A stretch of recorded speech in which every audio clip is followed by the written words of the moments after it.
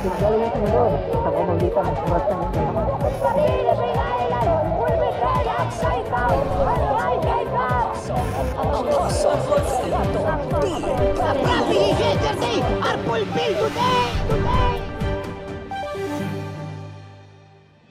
Isang istorya nga ang naitala sa kalangitan at ito ang siyang iniwan ng Diyos dito sa probinsya ng Lanao del Norte sa pagtapak ng mga paa ng mga lingkod ng Diyos, Apostle Renato D. Carillo at Prophetess Elena Ga Carillo. Mula sa himpapawid, kalupaan at katubigan ay nilakbay ng mga lingkod ng Diyos kasama ang buong oras ng himalatim sa di matatawarang Living Like Jesus Apostolic Mission Travel sa Northern Mindanao sa probinsya ng Lanao del Norte.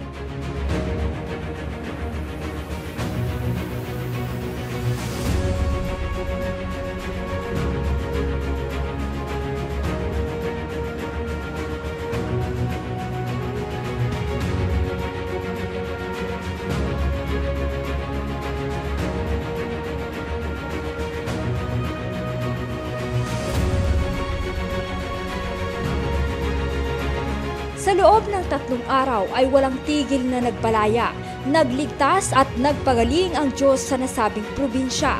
Ang propesiya nga na ang lindol ng kaluwalhatian ng Diyos na tatama sa Lanao del Norte ay naging isang katotohanan dahil ang buong rehiyon ay tunay ngang niyanig ng pagdalaw ng Diyos kasabay ng mga dakila at tunay na mga kamanghamanghang tanda, himala't kababalaghan na nasaksihan hindi lamang ng Northern Mindanao kundi ng buong kapuluan ng Mindanao. Meron po siyang ganyang kalaki, kagaya ng itlog na bukol dito. Yan mo may peklap sa kanyang noo. Sa kanya pong kapapanood lang. Sabi niya, tinunaw ng Diyos ang bukol na yan. You see that? Kumusta ka na? Okay na po ako ngayon, tatay. Kasi minsan kumikirot yung tiyan ko dahil nga yung bumababa yung potassium ko. Kanina sabi ko, Lord, pagalingin mo na ako. Ayoko na akong magpa-laboratory. Every month kasi nagpa-laboratory ako sa potassium ko. Tapos biglang may gumano sa ulo ko. Kaya naramdaman ko na pinagaling na ako ng Panginoon. Kaya napapasalamat ako sa Panginoong Jesus na pinagaling na niya ako ngayong araw na. Kaya po siya makalakad sa loob ng 3 buwan. Hindi po siya maawat-awat. Buhay ako! Ituwasa ko sa Ginoo. Ngayon, naniniwala na ako may Panginoon. Kasi noon, wala ko sa sarili. Gusto kong pumatay ng tao. Hindi ko alam kung anong nangyari sa akin. Tapos kagabi, nakita ko may himala. Totoo may Panginoon.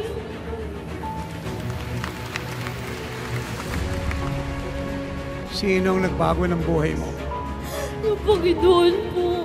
Anong pangalan ng Panginoon? Si Jesus. Wala ka na nararamdaman? Wala na. Sino kumumot sa'yo? Jesus po.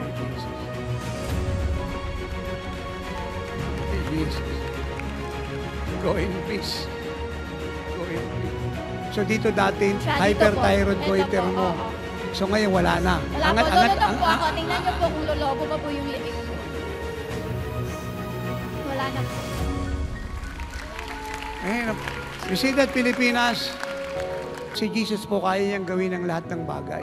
Always remember, Philippines, Jesus Christ is the greatest and best physician forever. Sa Mindanao Civic Gymnasium Tubod, Lanao del Norte, ginanap ang 3 araw na walang katulad na gawain ng Diyos at dito nga ay dumagsa ang buong Mindanao na nakaranas ng kamanghamangang bisitasyon, mga himala at apostolic revival sa buong body of Christ. Dito nga ay tunay na pinatutuhanan ng Diyos ang kanyang apostol sa harap ng kanyang iglesia sa buong Mindanao dahil kanilang nakita ang pagiging ehemplo ni Apostle Renato D. Carillo, maging ang kaluwalhatian, kapangyarihan at ang pinakabuhay ng ating Panginoong Hesukristo. Ako po ay naipanganak, may kakambal po ako. Sino po yung kakambal ko? The bride of Christ. Pilipinas! You must be born again!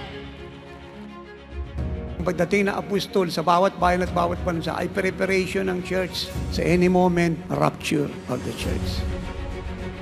Ako po si Pastor Marlo Boyunas ng FWCE Lanao, Family Worship Center Lanao. Sa pagtuturo at pangangaral po ni Apostol Renato Carrillo ay talagang marami akong natutunan talaga. At saka yun po talaga ang ginagamit ko rin sa pagtuturo ng congregation ko po. Napakaraming bagay na po talagang naranasan ko na himala na dumating sa buhay namin. Talaga pong sa gawain na to talagang pinagsikapan ko pong maigi na makapunta dito upang makita ko po personal kasi isa po ako sa taga-subaybay ni Apostol Renato Carrillo. Sa cellphone lang at sa live streaming lang po ako nakasubaybay at talagang napakasarap talaga sa puso na yung tatay ko po talaga, spiritual father ko talaga, si Apostol Renato Carrillo. Masyado ako nagagala kay Apostol Renato Carrillo kasi lahat na naramdaman ko talagang nawala lahat yung dito. Masakit dito, tsaka dito sa paa. Ang sakit-sakit tapos inayos ng lahat sa Panginoon. Kinuha niya lahat ang nararamdaman ko. Masaya ako kasi nakita ko talaga sa face to face si Apostol Carrillo. Noon ko pa man gustong makita si Apostol Carrillo. At ngayon nakita ko na hindi pa naginip, totoong totoo. Ako po pala si Pastora Carol from Kapatagan, Assembly of God. Malaking pasasalamat ko po sa Panginoon dahil yung pinaka-desire ko po na maging ganap. Ngayong gabi talaga, pag sabi ni Apostle na lalapit ang mga pastor, doon ko na-experience yung tawag na deep within me.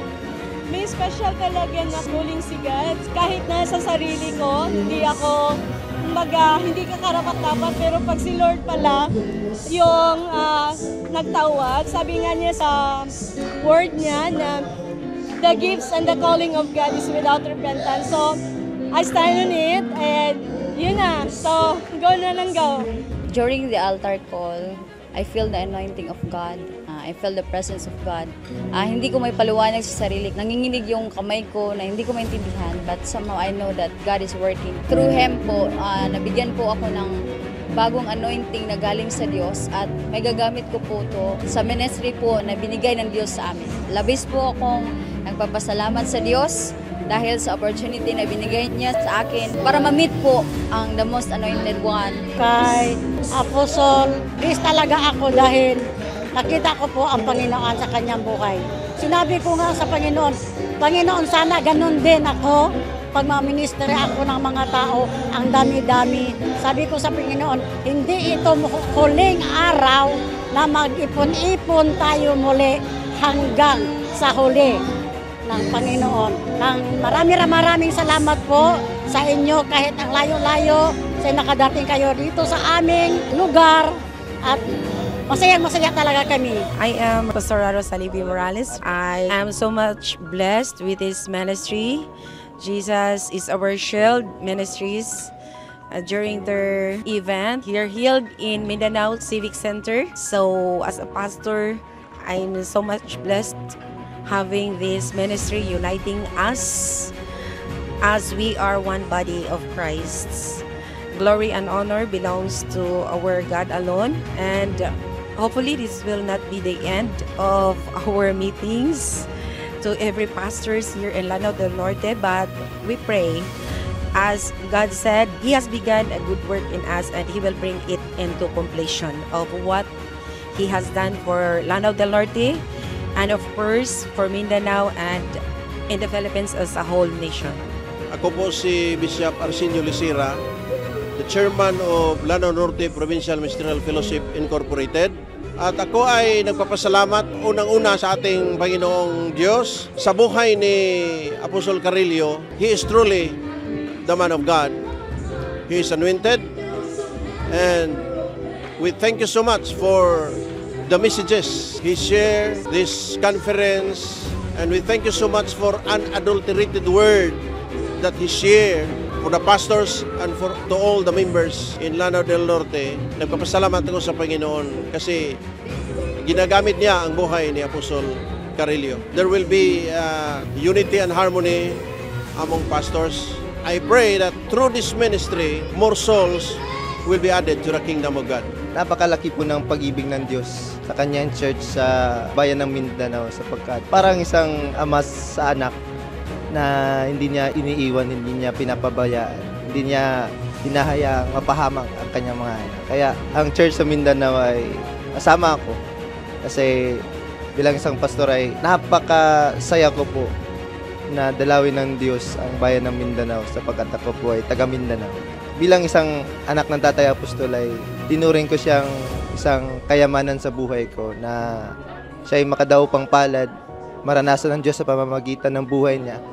Tumanggap ng revelation na tinuturoy kong napakayaman yung ibinaba ng lingkod ng Diyos mula sa Diyos na mga revelation. Ngayon pa lamang niya ibinaba ay sobrang kagalakan sa aking puso at ninanamnam ko sapagkat ito'y napakatamis, napakasarap na mga revelation. Salamat po sa ating Diyos na buhay na pinilit hinirang niya ang Mindanao para sa kanyang karangalan. Na sinimulan niya sa Mindanao ay tatapusin. Ang tanging dahilan nga ng apostol ng Diyos, Apostle Renato D. Carillo, kung bakit walang humpay niyang itinuturo at pinag-iisa ang Body of Christ sa bansang ito ay upang turuan ang iglesia na mamuhay ng katulad at kawangis ng ating Panginoong Hesus, upang ihanda at iharap ito bilang isang living like Jesus bride sa nalalapit na panahon ng pagdating ng ating Panginoong Hesukristo. Mula sa umpisa hanggang sa pagtatapos at kahit sa Thanksgiving celebration na naganap ay walang humpay ang dakilang bisitasyon ng Diyos sa kanyang mga anak sa probinsya mula sa bata, mga kabataan at matatanda. Kaya naman, lubos ang pasasalamat ng mga Living Like Jesus people sa hindi makakalimutan at kauna-unahang pagdalaw ng mga lingkod ng Diyos dito. Nung nalaman namin kaagad na mayroon na pong schedule po sa mission travel po ng Lanao, agad po kaming nanalangin, agad po kaming nag-aayuno na sa pagdating po ng lingkod ng Diyos ay grabe po ang gagawin niya. At yun nga po, hindi po tayo binigo ng Lord sapagkat ang Diyos na may akda sa gawain pong ito sa pamamagitan ng buhay ng lingkod ng Diyos ay hindi lang po napatotohanan kundi ito yung nagmarka, historical, unforgettable, incomparable na bagay po na ginawa po niya sa bayan po ng Lanao. Ito po ay first time na naganap po in history dito po sa bayan po ng Lanao del Norte. Yung pagdating po ng tatay is sobrang dakila po kasi sa tagal po ng panahon po na walang ulan po dito sa bayan. So pagdating sa bayan namin sa pamamagitan ng tatay po ay dinalaw po ng Lord po yung bayan namin sa pamamagitan ng pagpapala, sa pamamagitan po ng pagbuhos po ng malakas na ulan po. Sobrang nagpapasalamat ako sa Panginoon dahil dinalaw ng lingkod ng Diyos ang bayan kung saan dito ako sinilang, dito ako lumaki at sobrang nagpapasalamat ako sa Panginoon dahil yung matagal kong ipinalangin, matagal kong ipag-ayuno, matagal kong hinihingi sa Lord ngayon yung katuparan ng mga pangako at propesiya na tunay nga na ang pagdalaw ng Diyos sa bayan na ito ay kaligtasan ng buong Lanao del Norte. At yun nga, maraming mga kababayan ko, pati ng buong sambayanan ko, pati ng mga kapamilya ko ay pumunta sa gawain na ito at sobrang blessed na blessed sila. Nasabi nila na sana maulit pa yung gawain na ganito. Dati pinapangarap lang po namin na makita si Apostol sa personal. At ngayon nakikita na po namin talaga dito sa SND, dito sa Lanao talaga. Sabi kami dati na sana po ay makita namin siya sa personal, marinig talaga namin yung boses niya. At ngayon po ay dito personal na po nakikita na po talaga namin. Nung tinawag po kami, mga kabataan sa Lanao, mahirap po i-explain yung ginawa ng Lord sa buhay. Lahat po tayong kabataan may struggle, lahat po may nagkakamali. Pero yung tinawag po kami lahat, sabi ko, Lord, hindi pa pala ako huli. Sabi ko, may pagkakataon pa pala humakbang at ipaglaban yung pagkatawag ng bawat buhay ng kabataan. Napaluhod na lang po ako, hindi ko na po alam kung bakit. Iba talaga, kahit hindi kami hinahawakan. Doon ko na po naramdaman na ang bigat ng puso ko. Doon ako umiyak, doon ako lumuhod. Luhod ko talaga lahat yung pag-pray ni tatay. Doon ko talaga na-feel na iba talaga siya. Gusto ko po kasi ng bagong buhay, bagong ako, na hindi na yung dati pa. Pinalaya niya po ako. Personally po, panibago pong glory ang naranasan po natin na actually pinipigilan ko talaga na maiyak ko, maluha kasi nakalimutan ko po magdala ng panyo. Hindi ko pa talaga napigilan, kaya palahaw na lang ng palahaw po tayo sa kabigatan. At saka grabe pa po yung burden po na nilagay ng Diyos na isang araw ang mga kabataan po ng Lanao at saka ang buong Mindanao ay gagamitin ng Lord, aabutin ng Lord ang napakaraming buhay. Kakatapos lamang po ng mission travel ng Apostol Renato Di Carillo sa bayan po ng Lanao del Norte. At sa personal kong experience, grabe po yung karanasan ko, grabe po yung pinangyari ng Lord. Na totoo pong mind-blowing for me. Na grabe yung kaluluwa, hindi ko po in-expect na ganito po, nag-imbita lang po tayo ng mga kaluluwa, pati mga pastor sa iba't ibang fellowship, hindi ko po alam. Kasi sa Lanao del Norte is divided po yung church. Pero ngayon, I can truly say na united na po ang church ng Lanao del Norte. Sobra yung pinangyari ng Lord, pati ako mismo, blessed na blessed po ako. Lahat po ng mga nagbigay, lahat ng nagsakripisyo sa mission travel na ito, totoo po, hindi po nasayang kahit piso ng inyong binigay.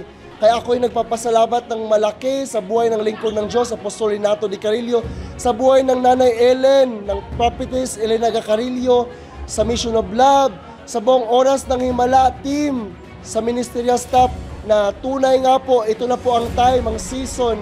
The season has come to Lanao del Norte to experience the Holy Spirit invasion. Kaya po, to God be all the glory for all the victory. Napakalaking ginawa ng Lord, dakila at kamanga-manga ang ginawa ng Lord sa Lanao.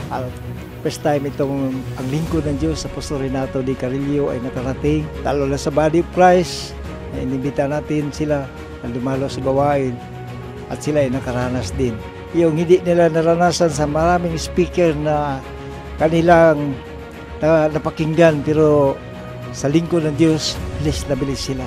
Lalo na sa mga may mga sakit karamdaman, nakita namin talaga ang ginawa ng Lord. Nang pagdating ng lingkod ng Lord sa Lanao, ay biyaya pagpapala sa buong Lanao del Norte. Na mga lahat na may mga sakit karamdaman ay pinapagaling ng Diyos. Sa pamagitan ng kanyang lingkod, Apostol Renato Di Carillo, at sa may bahay niya, Prophetess Elena Gacarillo. Maraming pong salamat sa ginawa ng Lord sa Lanao del Norte. Ito ay panalangin namin na mag-iwan ng istorya ang Lord sa buong Lanao del Norte na hindi na nila makalimutan hanggang sa pagbabalik ng Panginoong Hesus.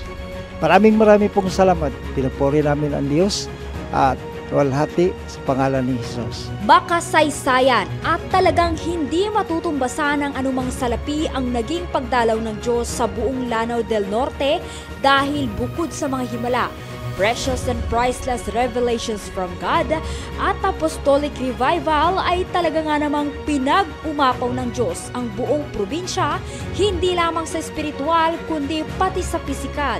Sa madaling salita, kinumpleto ng Diyos ang tinanggap ng kanyang mga anak sa buong probinsya. Dala-dala po namin na pasalubog sa inyong buhay ang dakilang bagay na pinangyari ng Diyos sa bayang Tubod, Lanao del Norte. Dakilang bagay ang ginawa ng Panginoon. Even ako, bagamat nag-i-expect tayo, nanalangin tayo, pero pag nakita na natin na sinagot ng Diyos ang ating mga panalangin, hindi kaya ipaliwanag. At nangyari taganap ang Mission of Love sa lugar na to na talagang ang buong auditorium na lahat ng pumasok ay napagpala, hindi lang spiritually, even physically. May dala-dala tayong bigas, glory to God, sako-sakong bigas. Talagang napagpala po sila. Grabe po talaga at sobra-sobra yung biyaya ng Panginoon. Luhaan sila nagpapasalamat na makatanggap sila ng ganong bigas. Amen. Maraming salamat sa lahat ng nagkaloob sa Mission of Love, Love in Action. Amen. Napakadali namin na ipamahagi ang more than 2,000 biyaya na dala-dala namin sa pangunguna nga po ng lingkod ng Diyos. At isang dakilang bagay na talagang na-amaze ako. Alam niyo po, sabi nila, amazing daw ang taga-GSR Shield Worldwide Ministries na tayo po ay nakapagbigay na walang umiyak, walang lumapit na hindi tumanggap. At sa maiksing sandali, nagawa po natin ang tungkulin po natin, ang buong staff. Talagang walang pagod, walang hirap, punong-puno ng kagalakan nang siyang nakita ng bawat mga pastor at pastora sa iba't ibang church dito sa bayang ito ng Lanao del Norte. Glory to God. Kaya grabe po talaga at nakapag-iwan pa kami ng sako-sakong bigas. Amen. Bukod po more than 2,000 na ipamahagi sa bayang ito. Glory to God. At higit pa dyan, nakapagpakain din po tayo ng mga bata, matatanda ng after ng gawain. Ang naipamahagi po nating pagkain, 4,000 o kulang-kulang 5,000. Amen. Kaya maraming salamat sa inyong mabuhay. Salamat higit sa lahat sa pananalangin nyo na walang kapalit, walang katumbas na pwedeng ibayad ang inyong mapanalangin. At sa bawat pagkakaloob nyo sa mission of love, love in action, at talagang hindi lang po sila ang napagpala, ibig kami. Blessed na blessed kami dahil sa kagalagang aming naranasan, ang aming naramdaman. At grabe po talaga. Kaya maraming salamat sa inyong lahat. Patuloy po natin na dalhin sa kaligtasan ang bawat bayan na ating pupuntahan na sa pamagitan ng Mission of Love, Love in Action, patuloy na nangyayari at nagaganap ang pagliligtas. Kaya maraming salamat. Kaya itaas po natin ang ating mga kamay. Ama, paano po ako nagpapasalamat sa buhay niyo. Patuloy nga po, Diyos, na pangyarihin mo ang gantimpala na para sa kanila dahil sa kanilang patuloy na padama ng pag-ibig sa bawat kaluluwa saan man kami dumako, Diyos. Sa bawat pagdako namin sa bawat bayan, bansa, Ama, kasama po namin sila. Hindi po ito mangyayari kundi sa pangunguna ng ating Panginoong Jesucristo at sa buhay ng bawat isa na may Kristo sa puso, sa buhay, na patuloy na naghahari sa kanilang buhay na ginagawa ang kalooban mo, Diyos. Na kung saan ang utos ng Diyos, mahalin natin siya ng buong puso, buong espiritu, buong kaluluwa, at mahalin natin ang ating kapwa. Kaya pagpalain mga po, hindi lang po sila, kundi ang kanyang buong sambahayan hanggang sa ika-4 na sanin lahi, O Diyos, patuloy na mag-aari ang kalooban mo sa kanilang buhay. At patuloy kang magtayo, Ama, ng mga kagaya nila. Kaya purihin ka't dakilain magpahabang panon sa kanilang buhay. At ang pangako mo, O Diyos, pag nagpakatapat sila sa kanilang pagsasakripisyo, ay iingatan mo ang kanilang buong pamilya. Iingatan mo ang kanilang mga tinatangkilik. Ako po'y naniniwala at nananampalataya at nangyari at naganap ang mga bagay na ito. Salamat po, O Diyos, sa pangalan ng Panginoon Jesucristo. I bless you. I bless you in Jesus' mighty name. Amen and amen. For the earth shall be filled with the knowledge of the glory of God as the waters covers the sea. So ayan, tumatakbo na ating sinasakyan. At habang papunta tayo sa Usamis, so, naalala pa natin ang ginawa niyo sa dakilang bagay dito sa Lanao del Norte.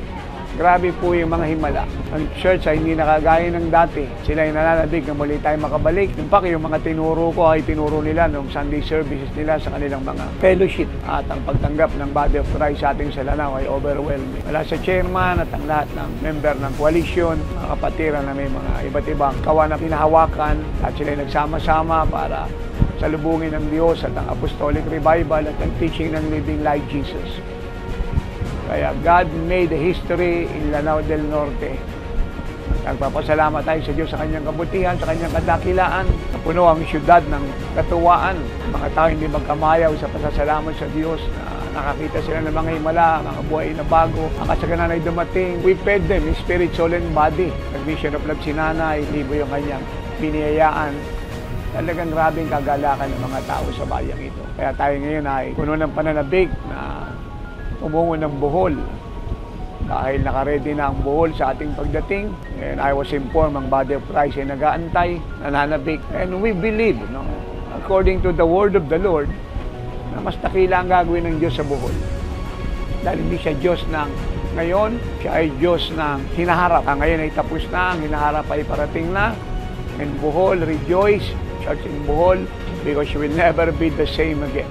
Ngayon pa lang tayo tatapak ng buhol, at ang lindol na naghanap noon doon ay mapapalitan ngayon ng balita na ang dumating ay lindol ng glory ng Diyos at maraming himalatang at kababalaghan. And again, there will be great joy in the city. Kaya lahat ng inabot ng tinig ko, so ihanda nyo na po ang inyong panalangin, ang inyong pag-ayon, ang inyong pagbigay, ang inyong presensya. Let us be there in Bohol. Magsama po tayo, nawagan, magbalita, i-like, i-share ang imbitasyon ito. At mag-expect po tayong lahat ng mga dakilang bagay.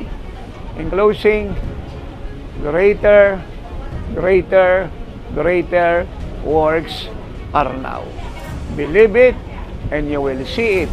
In Jesus' name, And everybody say, Amen.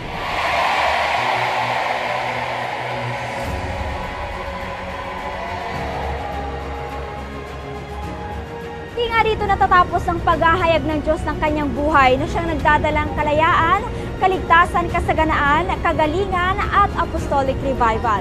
Ito ay patuloy na magaganap sa bawat bayan at bansa upang mabilisang maihanda ang kanyang iglesia sa kanyang anumang oras at araw na pagbabalik. For truly, now is the time of the greatest harvest of souls.